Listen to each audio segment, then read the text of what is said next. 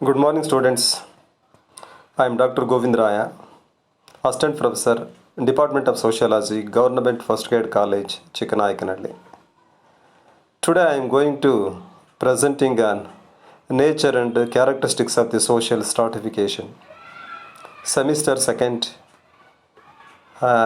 then chapter number 4, stratification and mobility, session number 54. ಇದರಲ್ಲಿ ಸಾಮಾಜಿಕ ಸ್ತರವಿನ್ಯಾಸದ ಸ್ವರೂಪ ಲಕ್ಷಣಗಳಲ್ಲಿ ನಾವು ನೋಡ್ಬೋದು.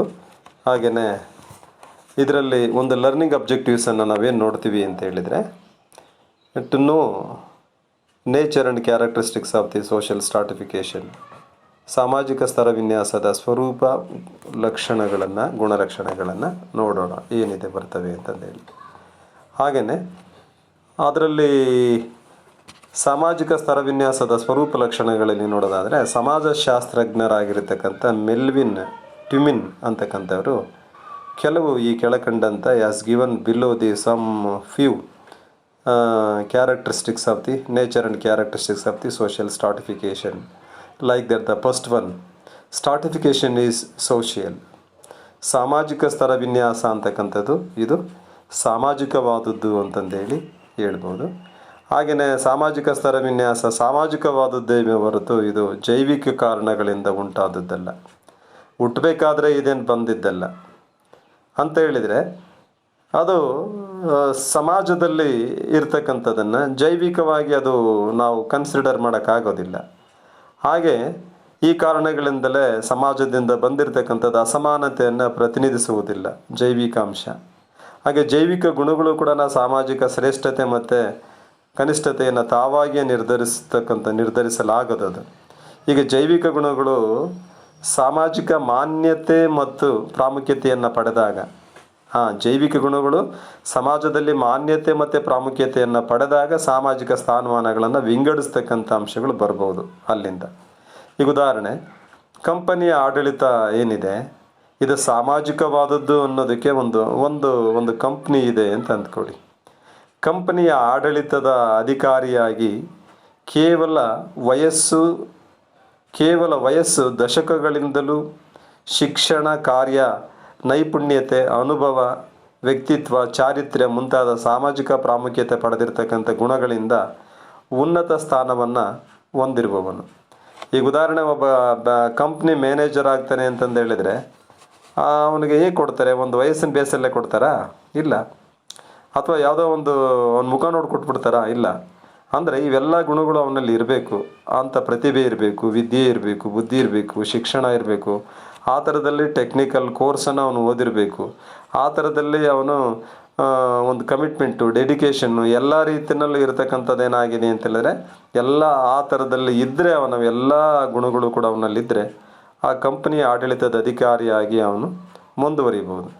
ಅದಕ್ಕೆ ಆ ಸ್ಥಾನಮಾನ ಹೊಂದಲು ಸಾಧ್ಯ ಅಂತ ಹೇಳ್ತಾರೆ.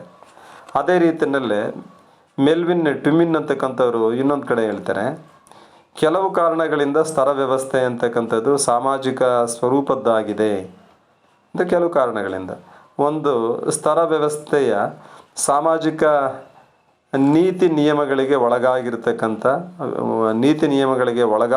ಒಳಗಾಗಿರುವುದು ವಿನಃ ಜೈವಿಕವಾದಂಥ ಅಥವಾ ಇನ್ನಿತರೆ ನೈಸರ್ಗಿಕ ನಿಯಮಗಳಿಂದ ಆಗಿಲ್ಲ ಅಂತ ಹೇಳ್ತಾರೆ ಇವರು. ಒಂದು.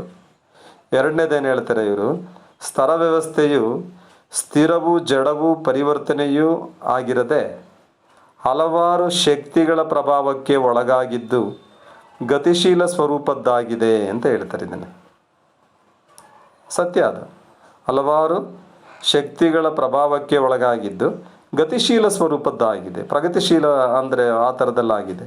ಅಂದರೆ ಉದ್ದೇಶಪೂರಿತ ಪ್ರಯತ್ನಗಳಿಂದಲೂ ಅದನ್ನು ಬೆಂಬಲಿಸುವುದು ಶಕ್ಯವಿದೆ ಅಂತೇಳಿ. ಈಗ ಸಾಮಾಜಿಕ ಸ್ತರಗಳ ಸಂಪೂರ್ಣವಾಗಿ ಸ್ವತಂತ್ರವಾಗಿರದೆ ರಾಜಕೀಯ, ಧಾರ್ಮಿಕ, ಆರ್ಥಿಕ, ಶೈಕ್ಷಣಿಕ, ಕೌಟುಂಬಿಕ ಮತ್ತಿತರ ವ್ಯವಸ್ಥೆಯೊಂದಿಗೆ ಬೇರ್ಪಡಿಸಲಾಗದಂತೆ ಹೊಂದಿರುವಂತಾಗಿದೆ ಇದು ಅಂತ ಹೇಳ್ತಾರೆ. ಅಂದರೆ ವ್ಯವಸ್ಥೆಯಲ್ಲಿ ಗಣನೀಯ ಸ್ಥಿತ್ಯಾಂತರಗಳು ಹಾಗೂ ಮಾರ್ಪಾಡುಗಳು ಈ ಸ್ತರ ವ್ಯವಸ್ಥೆಯ ಮೇಲೂ ಕೂಡ ತಮಗೆ ಪ್ರಭಾವವನ್ನು ಬೀರ್ತಕ್ಕಂಥದ್ದು ಅಂತಂದೇಳಿ ನೋಡ್ಬೋದು. ಇದು ಸಾಮಾಜಿಕವಾದದ್ದು ಅಂತಕ್ಕಂಥ ಅಂಶವನ್ನು ನಾವು ನೋಡ್ಬೋದು. ಸ್ತರ ವ್ಯವಸ್ಥೆ ಅಂತಕ್ಕಂಥದ್ದು ಸರ್ವವ್ಯಾಪಕವಾದದ್ದು ಅಂತೇಳಿ. ಏನು ಸರ್ವವ್ಯಾಪಕವಾದದ್ದು ಅಂತಂದರೆ ಇಲ್ಲಿ ಸ್ಟ್ರಾಟಿಫಿಕೇಶನ್ ಈಸ್ ಯೂನಿವರ್ಸಲ್. ಅಂದರೆ ಈ ಸ್ತರ ವ್ಯವಸ್ಥೆ ಅಂತಕ್ಕಂಥದ್ದು ಕೇವಲ ಇಲ್ಲೇ ಇರ್ತಕ್ಕಂಥದ್ದಲ್ಲ, ಇದು ವಿಶ್ವವ್ಯಾಪ್ತಿಯಾದಂಥ ಒಂದು ವಿದ್ಯಮಾನ ಅಂತೇಳಿ. ಅಂದರೆ ಎಂಥ ಪಿನಾಮಿನಾ ಅಂತಂದೇಳಿದರೆ ಇಟ್ಸ್ ಎ ವರ್ಲ್ಡ್ ಹೇಳ್ತೀನಲ್ಲ, ಈಗ it is representative of the world ಅಂತಂದೇಳಿ. This phenomena is representative of the world ಅಂತೇಳಿ ನಾ ಕರಿಬೋದು. ಅಂದರೆ ವಿದ್ಯಮಾನ ಆಗಿದೆ. ಇಲ್ಲಿ ನೋಡಿ, ಜಗತ್ತಿನ ಯಾವುದೇ ಮೂಲೆಗೆ ಹೋಗಲಿ ಏನಾಗಿದೆ ಅಂತೇಳಿದರೆ ಬಡವ ಬಲ್ಲಿದ ಅಂತಕ್ಕಂಥದ್ದು ಇದೆಯಾ? ಇಲ್ವಾ? ಇದೆ. ಯಾವುದೇ ದೇಶಕ್ಕೆ ಹೋಗಲಿ ಬಡವ ಬಲ್ಲಿದ ಅಂತಕ್ಕಂಥ ಅಂಶವನ್ನು ನೋಡ್ತೀವಿ. ಹಾಗೆಯೇ ಉಳ್ಳವರು ಮತ್ತು ಇಲ್ಲದವರು ಅಂತಕ್ಕಂಥ ಅಂಶವನ್ನು ಕೂಡ ನಾವು ನೋಡ್ತಾ ಬರ್ತೀವಿ. ಉಳ್ಳವರು ಮತ್ತು ಇಲ್ಲದವರು ಅಂತಕ್ಕಂಥ ಅಂಶವನ್ನು ನಾವು ನೋಡ್ತಾ ಬರ್ತೀವಿ. ಹಾಗೆಯೇ ಬಂಡವಾಳಶಾಹಿಗಳು ಮತ್ತು ಕಾರ್ಮಿಕರು ಅಂತಕ್ಕಂಥ ಅಂಶಗಳನ್ನು ನಾವು ನೋಡ್ತಾ ಬರ್ತೀವಿ. ಹೀಗೆಯೇ ನೀವು ಯಾವುದೇ ದೇಶಕ್ಕೆ ಹೋಗಲಿ, ಈಗ ಬಂಡವಾಳಶಾಹಿಗಳು ಕಾರ್ಮಿಕರು ಅಂತಕ್ಕಂಥದ್ದು ಇದೆಯಾ ಇಲ್ವಾ? ಹ್ಯಾವ್ ಆ್ಯಂಡ್ ಹ್ಯಾವ್ ನಾಟ್ಸ್, ಉಳ್ಳವರು ಇಲ್ಲದವರು ಇದೆಯೇ ಇಲ್ವಾ? ರಿಚ್ ಆ್ಯಂಡ್ ಪೂರ್, ಬಡವ ಬಲ್ಲಿದ, ಬಲ್ಲಿದ, ಇವೆಲ್ಲ ಇದಲ್ಲ, ಇದ್ದೇ ಇದೆ. ಜಗತ್ತಿನ ಎಲ್ಲ ಸಮಾಜಗಳಲ್ಲೂ ಕೂಡ ಇರೋದ್ರಿಂದ ಏನಾಗಿದೆ, ಇದು ಈ ಸಂಘಟಿತವಾದಂಥ ಸಮೂಹ ಇರೋದ್ರಿಂದ ಏನಾಗಿದೆ, ಸ್ತರವಿನ್ಯಾಸಗಳಿಂದ ಕೂಡಿರ್ತಕ್ಕಂಥ ಇಡೀ ಜಗತ್ತೇ ಸ್ತರವಿನ್ಯಾಸದ ವ್ಯವಸ್ಥೆಯಿಂದ ಕೂಡಿರೋದ್ರಿಂದ ಇದು ಸ್ತರವಿನ್ಯಾಸ ಅಂತಕ್ಕಂಥದ್ದು ಸರ್ವವ್ಯಾಪಕವಾದದ್ದು. Or social stratification is universal ಅಂತಂದೇಳಿ ಕರಿಬೋದು. ಅದೇ ರೀತಿಯಲ್ಲೇ ನೆಕ್ಸ್ಟ್ ಪಾಯಿಂಟಿಗೆ ನಾವು ಹೋಗೋದಾದರೆ, ಸ್ತರವಿನ್ಯಾಸವು ಪುರಾತನವಾದುದು ಅಂತ ಹೇಳಿದರೆ ಸ್ಟ್ರಾಟಿಫಿಕೇಶನ್ ಈಸ್ ಏನ್ಸಿಯಂಟ್ ಅಂತೇಳಿ ಕರಿತೀವಿ. ಸ್ಟ್ರಾಟಿಫಿಕೇಶನ್ ಈಸ್ ಏನ್ಸಿಯಂಟ್ ಅಂತೇಳಿ. ಸ್ತರವಿನ್ಯಾಸವು ಬಹಳ ಪುರಾತನವಾದಂಥ ಒಂದು ವ್ಯವಸ್ಥೆ ಆಗಿದೆ. ಇಟ್ ಈಸ್ ಹಿಸ್ಟಾರಿಕಲಿ, ಅಂದರೆ ಐತಿಹಾಸಿಕ ಆಗ ಪ್ರಾಗೈತಿಹಾಸಿಕ ದಾಖಲೆಗಳಲ್ಲಿ ತಿಳಿದು ಬರುತ್ತೆ ಇದು. ಅಂದರೆ ಇವತ್ತು ನಿನ್ನೆಯದಲ್ಲ, ಇವತ್ತು ನಿನ್ನೆಯಿಂದ ಕೂಡಿರತಕ್ಕಂಥ ವ್ಯವಸ್ಥೆ ಇಲ್ಲ. ಎಷ್ಟೋ ಶತಮಾನಗಳ ಹಿಂದಿನಿಂದಲೂ ಕೂಡ ಏನಾಗಿದೆ, ಈ ಥರದಲ್ಲಿ ವ್ಯವಸ್ಥೆ ಒಂದು ಈ ಥರದಲ್ಲಿ ವ್ಯವಸ್ಥೆಯೊಂದಿಗೆ ಬಂದ್ಬಿಟ್ಟಿದೆ. ಇದು ಸಮಾಜದ ವ್ಯವಸ್ಥೆಯೊಂದಿಗೆ ಇದು ಅಂಟ್ಕೊಂಡು ಬಂದ್ಬಿಟ್ಟಿದೆ ಇದು.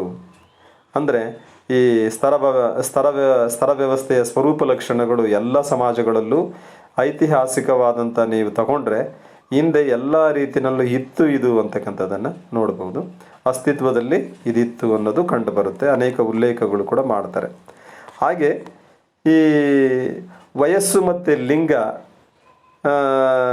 ಯುವ ಸ್ತರದ ಮುಖ್ಯ ನಿರ್ಧಾರದ ಅಂಶಗಳಾಗಿರ್ತವೆ. ವಯಸ್ಸು ಮತ್ತು ಲಿಂಗ ಇದು ಕೂಡ ಲೆಕ್ಕಕ್ಕೆ ಬರುತ್ತೆ. ವಯಸ್ಸು ಮತ್ತು ಲಿಂಗವನ್ನು ತಗೊಂಡಂಥ ಸಂದರ್ಭದಲ್ಲಿ, ಈಗ ಶ್ರೀಮಂತ ಮತ್ತು ಬಡವ ಅಂತ ತಗೊಂಡಂಥ ಸಂದರ್ಭದಲ್ಲಿ ಹಿಂದೆ ಇರಲಿಲ್ವ ಇವೆಲ್ಲನ? ಐತಿಹಾಸಿಕದಲ್ಲಿ ಪುರಾಣಗಳಲ್ಲಿ ಈಗ ಇದರಲ್ಲಿ ಮೌರ್ಯ ಡೈನಸ್ಟಿಯಿಂದ from the Maurya dynasty, Gupta dynasty, ಹಾಗೆ ಬೇರೆ ಬೇರೆ ಡೈನಸ್ಟಿಗಳು ಅಂತಕ್ಕಂಥದ್ದು ಏನಿದೆ ಸಾಮ್ರಾಜ್ಯಗಳಲ್ಲಿ, ಎಲ್ಲ ಸಾಮ್ರಾಜ್ಯಗಳಲ್ಲೂ ಕೂಡ ಏನಾಗಿದೆ ಅಂತ ಹೇಳಿದರೆ ವಯಸ್ಸು ಲಿಂಗ. ಅದೇ ರೀತಿಯಲ್ಲೇ ಶ್ರೀಮಂತ ಮತ್ತು ಬಡವ, ಆಳುವವರು ಆಳ್ವಿಕೆಗೆ ಒಳಪಟ್ಟವರು, ಸ್ವತಂತ್ರರು ಮತ್ತು ಗುಲಾಮರು ಅಂತಕ್ಕಂಥ ವ್ಯತ್ಯಾಸಗಳು ಬಹುಹಿಂದಿನಿಂದಲೂ ಕೂಡ ಏನಾಗಿದೆ ಅಂತೇಳಿದ್ರೆ ಕಂಡು ಬಂದಿರತಕ್ಕಂಥ ಅಂಶವನ್ನು ನಾವು ಈ ಎಲ್ಲ ಅಧ್ಯಯನಗಳು ಕೂಡ ನಾವು ಉಲ್ಲೇಖ ಮಾಡ್ತವೆ. ಅವುಗಳಲ್ಲಿ ನಾವು ನೋಡ್ಬೋದು. ಅದೇ ರೀತಿಯಲ್ಲೇ ನೆಕ್ಸ್ಟ್ ಪಾಯಿಂಟಿಗೆ ಬಂದರೆ ಸ್ತರವಿನ್ಯಾಸದ ವಿವಿಧ ರೂಪಗಳಲ್ಲಿ ಇದೆ ಅಂತ. ಸ್ತರವಿನ್ಯಾಸ ಅಂತಕ್ಕಂಥದ್ದು ವಿವಿಧ ರೂಪಗಳಲ್ಲಿ ಇದೆ. ಸ್ಟ್ರಾಟಿಫಿಕೇಶನ್ ಈಸ್ ಡೈವರ್ಸ್ ಫಾರ್ಮ್ಸ್ ಅಂತ ಹೇಳಿದರೆ ಸ್ತರವಿನ್ಯಾಸ ಪದ್ಧತಿ ಎಲ್ಲ ಸಮಾಜಗಳಲ್ಲಿಯೂ ಒಂದೇ ರೂಪದಲ್ಲಿ ಇರೋದಿಲ್ಲ. ಎಲ್ಲ ಸಮಾಜಗಳಲ್ಲೂ ಒಂದೇ ರೂಪದಲ್ಲಿ ಇರೋದಿಲ್ಲ. ನೀವು ಬೇರೆ ಬೇರೆ ಸಮಾಜವನ್ನು ತಗೊಂಡ್ರೆ ಬೇರೆ ಬೇರೆ ರೀತಿಯಲ್ಲಿರುತ್ತೆ.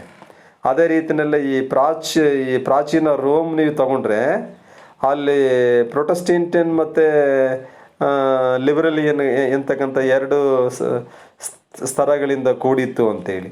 ಈಗ ಪ್ರಾಚೀನ ಆರ್ಯರನ್ನು ನಾವು ತಗೊಂಡ್ರೆ ಭಾರತದಲ್ಲಿ ನಾವು ಸಾಮಾನ್ಯವಾಗಿ ಭಾರತದಲ್ಲಿ ಪ್ರಾಚೀನ ಆರ್ಯ ಈಗಿಂದಲ್ಲ, ಅಲ್ಲಿ ಬ್ರಾಹ್ಮಣ, ಕ್ಷತ್ರಿಯ, ವೈಶ್ಯ ಮತ್ತು ಶೂದ್ರ ಅಂತಕ್ಕಂಥ 4 ವರ್ಣಗಳಿಂದ ಕೂಡಿತ್ತು ಅಂತಂದೇಳಿ. ಅದೇ ರೀತಿಯಲ್ಲೇ ಈಗ ಇಲ್ಲಿ ನಾವು ಈ ಬ್ರಾಹ್ಮಣ ಅಂತಂದೇಳಿದರೆ ಸಾಮಾನ್ಯವಾಗಿ ಹಿಂದೆ ನಾವು ನೋಡ್ತಾ ಬರ್ತೀವಿ. ಈ ಬೇರೆ ಬೇರೆ ಉಲ್ಲೇಖಗಳಲ್ಲಿ ಕೊಟ್ಟಿರ್ತಕ್ಕಂಥ ಉದಾಹರಣೆಗಳನ್ನು ನಾವು ತೊಗೊಂಡ್ರೆ ಬ್ರಾಹ್ಮಣ ಶ್ರೇಷ್ಠ, ಆಮೇಲೆ ಅವನು ಒಂದು ರೀತಿಯಲ್ಲಿ ಬುದ್ಧಿಗೆ ಅವನು ಪ್ರಬಲನಾಗಿರ್ತಕ್ಕಂಥವನು. ಕ್ಷತ್ರಿಯ ಅಂತ ಹೇಳಿದರೆ ಅವನು ಸಾಮ್ರಾಜ್ಯ ಕಟ್ಟಿ ಆಳತಕ್ಕಂಥ, ಎಲ್ಲರನ್ನು ತೂಗಿಸ್ತಕ್ಕಂಥವನು, ಯುದ್ಧ ಮಾಡ್ತಕ್ಕಂಥವನು. ವೈಶ್ಯ ಅಂತ ಹೇಳಿದರೆ ವ್ಯಾಪಾರಿಗಳು. ಶೂದ್ರ ಅಂತ ಹೇಳಿದರೆ ಎಲ್ಲರದ್ದು ಕೆಲಸ ಮಾಡ್ತಕ್ಕಂಥ ಇವುಗಳನ್ನು ಅಂತಂದೇಳಿ. ಅದೇ ರೀತಿಯಲ್ಲೇ ಪ್ರಾಚೀನ ಗ್ರೀಕರಲ್ಲೂ ಕೂಡ ನಾವು ನೋಡ್ತಾ ಬರ್ತೀವಿ. ಏನನ್ನು ನೋಡ್ತಾ ಬರ್ತೀವಿ ಅಂತ ಹೇಳಿದ್ರೆ, ಪ್ರಾಚೀನ ಗ್ರೀಕ್ ಸಮಾಜದಲ್ಲಿ ಸ್ವತಂತ್ರ ಪ್ರಜೆಗಳು ಮತ್ತು ಗುಲಾಮರು ಅಂತಕ್ಕಂಥ 2 ವರ್ಗಗಳಿಂದ ಕೂಡಿತ್ತಲ್ಲಿ. ಇಲ್ಲಿ ನಮ್ಮಲ್ಲಿ ಹೆಂಗೆ 4 ವರ್ಗಗಳಿಂದ ಹೆಂಗೆ ಕೂಡಿತ್ತೋ ಅದೇ ರೀತಿಯಲ್ಲೇ ಅಲ್ಲಿ ಪ್ರಾಚೀನ ಗ್ರೀಕರಲ್ಲೂ ಕೂಡ ಏನಾಗಿದೆ ಅಂತಂದು ಹೇಳಿದರೆ 2 ಇವುಗಳಿಂದ ಕೂಡಿತ್ತು. ಓಕೆ, ಹೀಗೆ ಗುಲಾಮರು ಅಂತಕ್ಕಂಥ 2 ವರ್ಗಗಳಿಂದ ಕೂಡಿತ್ತು, ಸ್ವತಂತ್ರ ಪ್ರಜೆಗಳು ಮತ್ತು ಗುಲಾಮರು ಅಂತಕ್ಕಂಥದ್ದು. ಅದೇ ರೀತಿಯಲ್ಲೇ ಪ್ರಾಚೀನ ಚೀನಾ ದೇಶದಲ್ಲಿ ಸಮಾಜದವರು ಅಲ್ಲಿ ಪಂಡಿತರು, ವರ್ತಕರು, ಕೃಷಿಕರು, ಸೈನಿಕರು ಅಂತಕ್ಕಂಥ 4 ಸ್ತರಗಳಿಂದ ಕೂಡಿತ್ತು ಅಂತ ಹೇಳ್ತಾರೆ. 4 ಸ್ತರಗಳಿಂದ ಕೂಡಿತ್ತು. ಸ್ಥಳ ಅಂತಕ್ಕಂಥದ್ದೇ, ಸ್ತರ ಅಂತಕ್ಕಂಥದ್ದು ಸ್ಥಳ ಅಂತಂದಾಗಿದೆ, ಕ್ಷಮಿಸಿ. ಹಾಗಾಗಿನ ಕೂಡಿದ್ದು ಅಂತಂದೇಳಿ, ಹಾಗಾಗಿನ ಇಲ್ಲಿ ಅದು ನೋಡ್ಬೋದು. ಅದು ಈಗ ಪಂಡಿತರು ಅಂದರೆ ಅವರು ಸುಪೀರಿಯರ್ ಅಂತೇಳಿ, ವರ್ತಕರು ಅಂತ ಹೇಳಿದ್ರೆ ವ್ಯಾಪಾರಿಗಳು, ಕೃಷಿಕರು ಅಂತ ಹೇಳಿದರೆ ಅಗ್ರಿಕಲ್ಚರ್ ಮಾಡ್ತಕ್ಕಂಥವ್ರು, ಹಾಗೆ ಸೈನಿಕರು ಅಂತ ಹೇಳಿದರೆ ಈ ಥರದಲ್ಲಿ 4 ಸ್ತರಗಳಿಂದ ಕೂಡಿತ್ತು ಅಂತಕ್ಕಂಥ ಅಂಶವನ್ನು ನೋಡ್ತಾ ಬರುತ್ತೆ. ಹೀಗೆ ಆಧುನಿಕ ಸಮಾಜದಲ್ಲೂ ಕೂಡ ಒಂದಲ್ಲ ಒಂದು ಬಗೆಯಲ್ಲಿ ವ್ಯತ್ಯಾಸಗಳನ್ನು ನಾವು ನೋಡ್ತಾ ಬರ್ತೀವಿ. ಇದು ಸ್ವರೂಪಗಳಲ್ಲಿ ನೋಡೋದಾದರೆ, ಇನ್ನು ಕೆಲವು ಸಾಮಾಜಿಕ ಸ್ತರ ವಿನ್ಯಾಸದ ಪರಿಣಾಮ ಬೀರುವಂತಹದ್ದು ಅಂದರೆ, ಇದು ಸ್ಟ್ರಾಟಿಫಿಕೇಶನ್ ಈಸ್ ಕಾನ್ಸಿಕ್ವೇಷನರ್ಲಿ ಅಂತಂದು ಹೇಳಿದರೆ, ಈ ಸ್ತರ ವಿನ್ಯಾಸ ಅಂತಕ್ಕಂಥ ತನ್ನದೇ ಆಗಿರತಕ್ಕಂಥ ಪರಿಣಾಮಗಳಿಗೆ ಕಾರಣವಾಗಿದೆ ಅಂತ. ಅಂದರೆ ಸ್ತರ ವಿನ್ಯಾಸದ ಕಾರಣದಿಂದಾಗಿ ಮಾನವ ಸಮಾಜದಲ್ಲಿ ದುರ್ಬಲವಾದಂಥ ಮನಸ್ಸಿನ ಜನರಲ್ಲಿ ಅಸಮಾನವಾಗಿ ಹಂಚಲ್ಪಟ್ಟಿದೆ ಅಂತ ಹೇಳ್ತಾರೆ. ಎಷ್ಟು ಚೆನ್ನಾಗಿದೆ ನೋಡಿ. ಅಂದರೆ ಮಾನವನ ಸಮಾಜದಲ್ಲಿ ದುರ್ಬಲವಾದಂಥ ಮನಸ್ಸುಳ್ಳಂಥ ಜನರಲ್ಲಿ ಅಸಮಾನವಾಗಿ ಹಂಚಲ್ಪಟ್ಟಿದೆ ಅಂತೇಳಿ ಸ್ಥಳವಿನ್ಯಾಸದ 2 ಮುಖ್ಯ ಪರಿಣಾಮಗಳಿಗೆ ಕಾರಣವಾಗಿದೆ. ಅಂದರೆ ಜೀವನಾವಕಾಶಗಳು ಒಂದು, ಅಲ್ಲಿ ಲೈಫ್ ಈ ಚೇಂಜಸ್ ಅಂತಕ್ಕಂಥದ್ದು ಏನಾಗಿದೆ ಅಂತಂದು ಹೇಳಿದರೆ, ಮತ್ತು ಜೀವನ ಶೈಲಿಗಳು, ಲೈಫ್ ಸ್ಟೈಲ್ಸ್ ಅಂತೇಳಿ ನಾವೇನು ಕರಿತೀವಿ, ಇವು ಜೀವನಾವಕಾಶಗಳು ಎಂಬ ಪರಿಕಲ್ಪನೆ ಇಲ್ಲಿ ಶಿಶು ಮೃತ್ಯುತೆ ಅಂತಕ್ಕಂಥದ್ದು, ಆಯಸ್ಸು, ದೈಹಿಕ ಹಾಗೂ ಮಾನಸಿಕ ಆರೋಗ್ಯ, ಮಕ್ಕಳ ಇಲ್ಲದಿರುವಿಕೆ, ಪ್ರವಾಹಿಕರ ಸಂಘರ್ಷ, ಈ ದಾಂಪತ್ಯ ವಿರಸ, ವಿವಾಹ ವಿಚ್ಛೇದನದ ಅಂಶಗಳು ಒಳಗೊಂಡಿರ್ತಕ್ಕಂಥದ್ದು ಜೀವನ ಶೈಲಿಗಳು ಎಂಬ ಪರಿಕಲ್ಪನೆ ವಾಸ್ತವ ರೀತಿಯಲ್ಲಿ ನಾವು ನೋಡ್ತಾ ಬರ್ತೀವಿ. ಹೀಗೆ ಶಿಕ್ಷಣ, ಮನೋರಂಜನೆಯ ಸಾಧನೆಗಳಿರ್ಬೋದು, ಬಳಸುವಂಥ ಸಾರಿಗೆ ಸಂಪರ್ಕಗಳಿರ್ಬೋದು, ಹಾಗೆ ಸಾಧನೆಗಳು ಮತ್ತು ಪುಸ್ತಕಗಳು, ಪತ್ರಿಕೆಗಳು, ನಿಯತಕಾಲಿಕೆಗಳು, ಹಾಗೆ ತಂದೆ ಮಕ್ಕಳ ಸಂಬಂಧ ಮೊದಲಾದ ಅಂಶಗಳನ್ನು ಜೀವನಾವಕಾಶಗಳ ಮೇಲೆ ನಿಯಂತ್ರಣ ಕಡಿಮೆಯಾಗಿದ್ದರೆ ಜೀವನ ಶೈಲಿಗಳು ಮೊದಲಾದವುಗಳನ್ನು ನಾವು ಅವಲಂಬಿಸಬೇಕಾಗುತ್ತೆ ಅಂತಕ್ಕಂಥ ಅಂಶವನ್ನು ಅಲ್ಲಿ ಹೇಳ್ತಾ ಬರ್ತಾರೆ. ಹಾಗೆ stratification is a society on the basis of sex ಅಂತಂದು ಹೇಳಿ ಕರೀತಾರೆ. ಅಂದರೆ ಲಿಂಗದ ಆಧಾರದ ಮೇಲೆ ಸಾಮಾಜಿಕ ಸ್ತರ ವಿನ್ಯಾಸ. ಇಲ್ಲಿ ಲಿಂಗ ಅಂತಂದು ಹೇಳಿದ್ರೆ, ಸೆಕ್ಸ್ ಅಂತಂದು ಹೇಳಿದ್ರೆ ಗಂಡು ಹೆಣ್ಣು ಅಂತಕ್ಕಂಥ ಇವುಗಳಲ್ಲಿ ಈ ಕಂಟ್ರೋಲ್ ಅಂತ ಹೇಳಿದ್ರೆ ಮಾಡಿದರೆ, ಪ್ರಾಚೀನ ಕಾಲದಲ್ಲಿ ಇಟಲಿಯ ತನಕ ಭಾರತದ ಸಂದರ್ಭದಲ್ಲಿ ಮಹಿಳೆಯರನ್ನು ಅತ್ಯಂತ ಕೀಳಾಗಿ ಈ ಸಮಾಜ ಕಾಣ್ತಾ ಇತ್ತು ಅಂತಂದೇಳಿ ಅದು ಸಾಮಾನ್ಯವಾಗಿ ಗೊತ್ತಿರತಕ್ಕಂಥ ವಿಷಯ. ಈಗ ಇವತ್ತು ಎಲ್ಲ ರಂಗದಲ್ಲೂ ಕೂಡ ಮಹಿಳೆ ತನ್ನ ಛಾಪನ್ನು ಮೂಡಿಸಿ ಪ್ರತಿಭಾವಂತರಾಗಿ, ಸಾಧಕರಾಗಿ, ಯಾರಿಗೂ ಕಡಿಮೆ ಇಲ್ಲದೆ ಇರತಕ್ಕಂಥದ್ದು ಏನಾಗಿದೆ ಅಂತೇಳಿದರೆ, ಒಂದು ನಿಟ್ಟಿನಲ್ಲಿ ತನ್ನ ಹೋರಾಟದ ಫಲವಾಗಿ ಗಿಟ್ಟಿಸ್ಕೊಂಡಿರ್ತಕ್ಕಂಥದ್ದು ನಿಜಕ್ಕೂ ಅದು ಅವಿಸ್ಮರಣೀಯವಾದದ್ದು.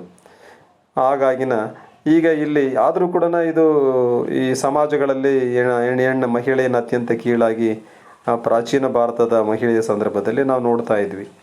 ಮಧ್ಯಕಾಲೀನ ಭಾರತದಲ್ಲಿ ಸ್ತ್ರೀಯರ ಸ್ಥಾನಮಾನ ಹೇಗಿತ್ತು ಅಂತಕ್ಕಂಥದ್ದಕ್ಕೆ ಒಂದು ಸಾಕ್ಷಿ ಆಗುತ್ತಿದ್ದು.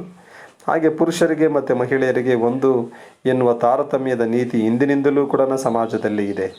ಈಗ ನೋಡಿ, ನಾವು ಹೇಳ್ತೀವಿ ಎಷ್ಟೇ ಏನಾಗಲಿ ಪ್ರಿಯಾರಿಟಿ ಏನಾಗಿದೆ ಅಂತಿಲ್ಲದೆ ಗಂಡು ಮಕ್ಕಳಿಗೆ ಹೆಚ್ಚು ಈ ಸಮಾಜ ಪ್ರಿಯಾರಿಟಿ ಮಾಡುತ್ತೆ ಹೋಗುತ್ತೆ. ಹೆಣ್ಮಕ್ಳಿಗೆ ಏನಾಗಿದೆ ಅಂತಿಲ್ಲದೆ ಪ್ರಿಯಾರಿಟಿ ಕಡಿಮೆ ಆಗುತ್ತೆ. ಯಾಕೆಂತೇಳಿದ್ರೆ ಕೊಟ್ಟು ಮನೆಗೆ ಮಗಳು ಹೋಗ್ಬಿಡ್ತಾಳೆ ಅಂತೇಳಿ. ಹಾಗಾಗಿನ ಈಗ ಆಸ್ತಿ ಮಾಡ್ತಾರೆ, ಚೆನ್ನಾಗಿ ಓದಿಸ್ತಾರೆ, ಮತ್ತೊಂದು ಮಾಡ್ತಾರೆ, ಅವಕಾಶಗಳು, ಸೌಲಭ್ಯಗಳು ಸಹ ಇವೆಲ್ಲ ಕೊಡ್ತಾರೆ ಅಂತಂದು ಹೇಳಿದರೆ ಅದು ನಾವು ನೋಡ್ತಾ ಬರ್ತೀವಿ. ಹಾಗಾಗಿನ ಇದು ಈ ಸಮಾಜಗಳಲ್ಲಿ ಹಿಂದೆ ಮಾತೃಪ್ರಧಾನ ಮತ್ತು ಪಿತೃಪ್ರಧಾನ ಕುಟುಂಬಗಳು ಅಂತಕ್ಕಂಥ ವ್ಯವಸ್ಥೆ ಇತ್ತು. ಇದು ಸಾಮಾನ್ಯವಾಗಿ ಭಾರತದ ಸಂದರ್ಭದಲ್ಲೂ ಕೂಡ ನಾವು ಇದನ್ನು ನೋಡ್ತಾ ಬಂದ್ವಿ. ಹೀಗೆ ಮಹಿಳೆಯರ ಮೇಲೆ ತಾರತಮ್ಯ, ಹೀಗೆ ಅಸಮಾನತೆಗಳು ಒಂದಲ್ಲ ಒಂದು ರೀತಿಯಲ್ಲಿ ಸ್ವರೂಪದಲ್ಲಿ ಕಾಣ್ತಾ ಇದ್ವು ಅಂತಂದೇಳಿ ನಾವು ನೋಡ್ತಾ ಬಂದ್ವಿ. ಹಾಗೆಯೇ ಇನ್ನು ನಾವು ನೋಡೋದಾಯ್ತು ಅಂತ ಹೇಳಿದ್ರೆ, stratification of the society on the basis of age ಅಂತೇಳಿ, ವಯಸ್ಸಿನ ಆಧಾರದ ಮೇಲೆ ಸಮಾಜದಲ್ಲಿ ಸ್ತರ ವಿನ್ಯಾಸ. ಅಂದರೆ ವಯಸ್ಸಿನ ಆಧಾರದ ಮೇಲೆ ಅಂದರೆ ಸಮಾಜದಲ್ಲಿ ವಯಸ್ಸಿನ ಆಧಾರದ ಮೇಲೆ ಗುಂಪುಗಳು ಮಾಡ್ತಕ್ಕಂಥ ಸಹಜವಾದಂಥ ಪ್ರಕ್ರಿಯೆಗಳು ನಾವು ನೋಡ್ತಾ ಬರ್ತೀವಿ. ಹಾಗಾಗಿನ ಇಲ್ಲಿ ಇವುಗಳ ಆಧಾರದ ಮೇಲೆ ತಾರತಮ್ಯಗಳನ್ನು ಕೂಡ ನೋಡ್ಬೋದು. ಉದಾಹರಣೆಗೆ ಮಕ್ಕಳು, ಕಿಶೋರ ವ್ಯವಸ್ಥೆ, ಯುವಕರು, ವಯಸ್ಕರು ಹಾಗೆ ವೃದ್ಧರು ಎನ್ನುವ ಆಧಾರದ ಮೇಲೆ ಏನಾಗಿದೆ ಅಂತೇಳಿದ್ರೆ ನೋಡ್ತಾ ಬರ್ತೀವಿ. ಈಗ ಟಾಪ್ ಪ್ರಿಯಾರಿಟಿ ಚಿಕ್ಕ ಮಕ್ಕಳಿಗೆ ಕೊಡ್ತಾರೆ, ಹೌದಾ? ಟಾಪ್ ಪ್ರಿಯಾರಿಟಿ ಏಜ್ ಆದಂಗೆ ಏನಾಗಿದೆ ಅಂತೇಳಿದ್ರೆ ಈ ಸಮಾಜ ಅವ್ರನ್ನ ಮೂಲೆ ಅಟ್ಟಕ್ಕೆ ನೋಡ್ತಾರೆ. ಅಥವಾ ಅವರಿಗೆ ಸ್ಥಾನಮಾನಗಳು ಕಡಿಮೆ ಆಗ್ತವೆ, ಜವಾಬ್ದಾರಿಗಳು ಕಡಿಮೆ ಆಗ್ತವೆ, ಆರೈಕೆ ಕಡಿಮೆ ಆಗುತ್ತೆ ವಯಸ್ಸಾದಂಥವ್ರ ಮೇಲೆ. ಈಗ ಇದೆಲ್ಲ ನಾವು ಈ ವಯಸ್ಸಿನ ಆಧಾರದ ಮೇಲೆ ಸಮಾಜದಲ್ಲಿ ಸ್ತರ ವಿನ್ಯಾಸಗಳು ಇತ್ತೀಚೆಗೆ ಏನಾಗಿದೆ ಅಂತಂದು ಹೇಳಿದ್ರೆ, ಈ ಪಾಶ್ಚಿಮಾತ್ಯ ಸಮಾಜ ಇರ್ಬೋದು ಅಥವಾ ನಮ್ಮ ಭಾರತೀಯ ಸಮಾಜದಲ್ಲಿ ಇರ್ಬೋದು, ಈಗ ಕಿಶೋರ ವ್ಯವಸ್ಥೆ, ಯವನ ವ್ಯವಸ್ಥೆ ಆದಮೇಲೆ ವೃದ್ಧ ವ್ಯವಸ್ಥೆಗೆ ಕಾಲಿಟ್ಟಂಥ ಸಂದರ್ಭದಲ್ಲಿ ನೋಡ್ತಕ್ಕಂಥ ಸಂದರ್ಭಗಳೆಲ್ಲ ಹೇಗೆ ಅಂತಕ್ಕಂಥದ್ದನ್ನು ನೋಡ್ತಾ ಬರ್ತೀವಿ. ಇವುಗಳ ಆಧಾರದ ಮೇಲೆ ನಾವು ನೋಡ್ಬೋದು. ಹೀಗೆ ಇದು ವ್ಯತ್ಯಾಸಗಳು ಅಂತಂದು ಹೇಳಿದರೆ, ಈಗ ಸ್ತರ ವ್ಯವಸ್ಥೆಗೆ ಒಂದು ಸಾಕ್ಷೀಕರಿಸುತ್ತೆ ಇದು ಅಂತಂದೇಳಿ ನೋಡ್ಬೋದು. ಇದಿಷ್ಟು ಇದರಲ್ಲಿ ಸಾಮಾಜಿಕ ಸ್ತರ ವಿನ್ಯಾಸದ ಸ್ವರೂಪ ಲಕ್ಷಣಗಳನ್ನು ನೋಡ್ತಾ ಬಂದ್ವಿ. ಇನ್ನು ನಿಮ್ಗೆ ಅರ್ಥವಾಗಿದೆ ಅಂತಂದೇಳಿ ಹೇಳ್ತೇನೆ. ಇವತ್ತು ಇಲ್ಲಿಗೆ ಈ ಸೆಷನನ್ನು ಮುಗಿಸ್ತಾ ಇದ್ದೀನಿ. ನೆಕ್ಸ್ಟ್ ಸೆಷನ್ನಲ್ಲಿ ಇದನ್ನು ನಾವು ಕಂಟಿನ್ಯೂ ಮಾಡೋಣ. Thank you.